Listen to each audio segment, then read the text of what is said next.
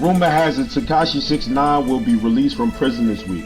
There are across-the-board reports coasting on the web that the feds have dropped all charges against Tekashi 6ix9ine and that he will be discharged within 72 hours. The first report surfaced on OnSmash, which tweeted the report on Sunday.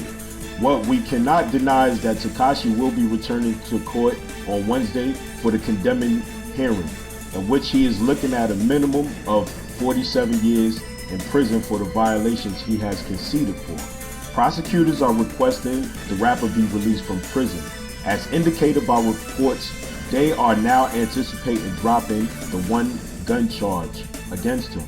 Stay tuned for updates.